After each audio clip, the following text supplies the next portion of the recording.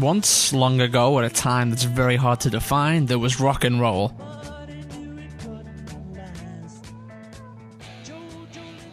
After rock and roll came the heavy sounds of metal. My name's Matt Hensman, play bass in a metal band, and I study metal and the history of it in my spare time. If you're looking at where it starts, it's going to be someone like the 80s prog bands, but sort of the main one in there is Led Zeppelin, and then a couple of years later, obviously, Black Sabbath, so that's kind of like where it starts. But first metal band would be Sabbath, easily.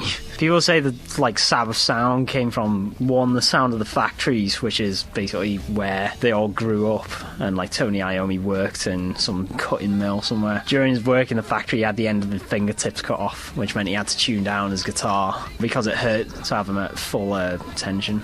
And that's where the heavier sort of sounds of metal come from, just from a simple accident like that. The idea of loud guitars and loose women saw metal bands springing up all over the world. Hair got bigger, guitar solos got longer, and then without realising it, the heroes of the day were men prancing around on stage in spandex and makeup. They played hair metal. But the days of Pretty Boys and their Ooh Baby Tonight songs couldn't last forever. Without realising it, hair metal all but disappeared overnight, and no one really knew why. Two big sort of things, I guess. One, the advent of grunge, basically the Seattle scene, saying you don't have to wear makeup, you don't have to dress up, you can just play whatever music you want. The other thing is, it sort of became a bit passé.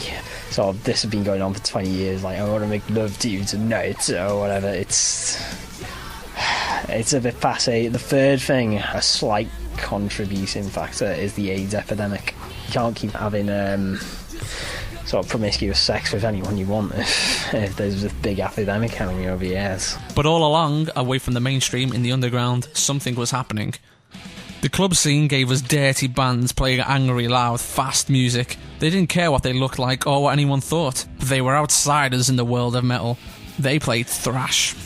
All of a sudden, hair and makeup wasn't cool anymore. We were finally back to appreciating sound. Stadium tours, massive studio albums, ballads and music videos were the norm. And these guys that grew up with the metal genre we all know as classic took hold of its commercial aspects, not its sound. As with any genre though, it was only a matter of time before it became repetitive. Songs about Satan got boring, the widdly widdly guitar solo was overused, and people wanted something new, something underground, something angry, and they found it in death metal. Death metal is double bass drumming, tuned down guitars and guttural vocals, really low and deep, singing from down in your stomach rather than from up in your throat. First death metal band, probably Possessed, even though the vocal style doesn't quite fit in there. I mean, they had the tuned down guitars, they had the double bass drumming, they had the speed. The only thing they lacked really was the they had more thrashy sort of type vocals. Your first sort of death metal vocalist comes a couple of years later. People mixing styles like his with people like Max Calavera from Sepultura, sort of get those deep sort of guttural death for one. The Napalm Death, Carcass, Cannibal Corpse. What made death metal stand out the most was ironically the two elements that put most casual music fans off it: its vocal style and its lyrics. Hi, I'm Ryan. My favourite band's Counting Crows. Kim and Canadian band called The Moffats. They're just really nice to listen to. It's good. It's very nice background music, but it's also nice walking music, and I do quite a lot of walking. I've liked them since I was about 15, and it's the first band I can actually think of actually really, really wanting to go and see. To me, there isn't a great deal of difference between a metal band or a death metal band. Death metal is, I don't know, screaming, loud guitars. Just a lot. You can't really understand the words, and it's a bit more rash and harsh and fast. Yeah, a lot of vocalists you can't. Deicide for one. I know they're really popular. I just don't really like them. That's taking the sort of the guttural vocal to the extreme. But some bands I think it works well in. Others so. Yeah, a lot of it you just can't understand, and if you want to know what it means, you just have to go to the album booklets. Yeah, if we were the concept of Cookie Monster vocals. Yes. Would you do a Cookie Monster vocal?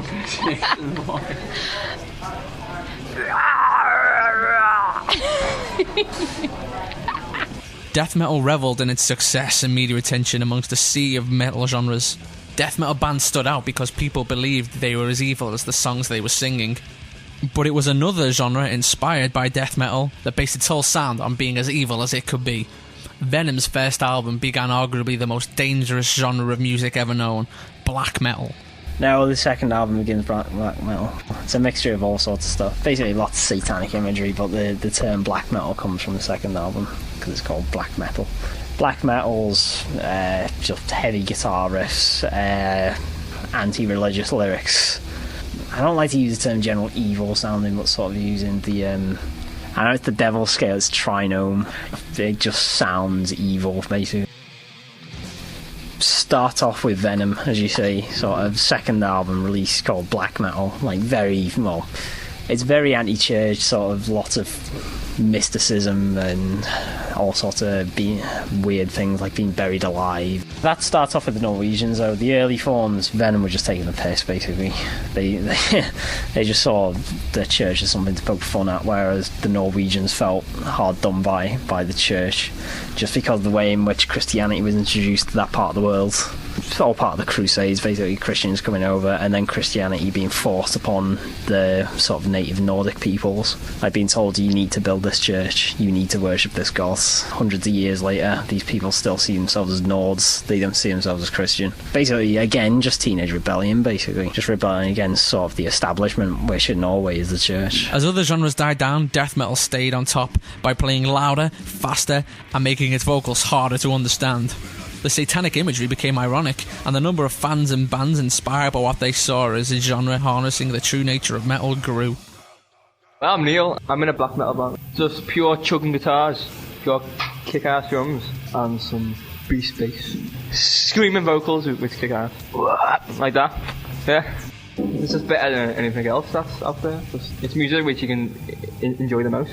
As popular as death metal has and will become, it will only ever strike a chord with people who consider themselves metal. To everyone else, bands like Slayer that are gods to death metal fans can't even be placed in the right genre. It's not to my taste. Sounds like thrash because it's just noisy. Yeah, I'd go for that. I'd say this was death as well because it sounds aggressive and it's very fast and thrash and black. Well, first two albums black, anything after that thrash.